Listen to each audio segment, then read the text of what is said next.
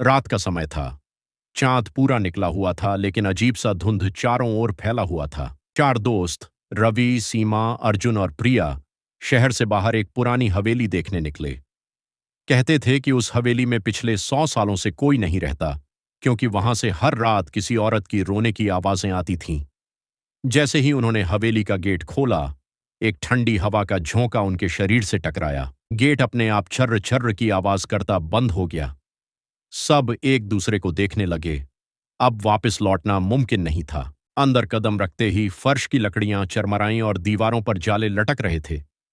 अचानक सीमा ने धीरे से कहा, क्या तुम्हें किसी के रोने की आवाज सुनाई दे रही है? सबने कान लगाया, और हां, ऊपर की मंजिल से धीमी धीमी सिसकियों की गूंज आ रही थी। डर के बावजूद वे सीढ़ियां चढ़कर ऊपर गए। हर कदम पर ऐसा लगता जैसे कोई अदृश्य आंखें उन्हें घूर रही हों। ऊपर पहुंचते ही एक कमरा आधा खुला मिला।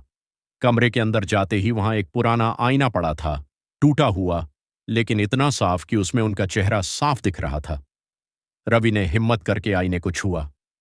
जैसे ही उसकी उंगलियां शीशे पर लगीं, आईने में उनका प्रतिबिंब गायब हो गया। उसकी जगह चार काले साए खड़े थे, बिना आंखों वाले, बिना चेहरे वाले। अचानक दरवाजा अपने आप बंद हो गया और सिसकियों की आवाज चीख में बदल गई। आवाज इतनी डरावनी थी कि प्रिया का हाथ कांपने लगा। अभी आईने के अंदर से एक औरत की परछाई निकली, सफेद कपड़े में, लंबे खुले बाल, खून से भीगी आंखें। वह धीरे धीरे आगे बढ़ी और बोली, तुम सब ने मेरी नींद क्यों तोड़ी? 100 साल से मैं यहां इंतजार कर रही हूं। अब तुम्हें भी मेरे साथ रहना होगा।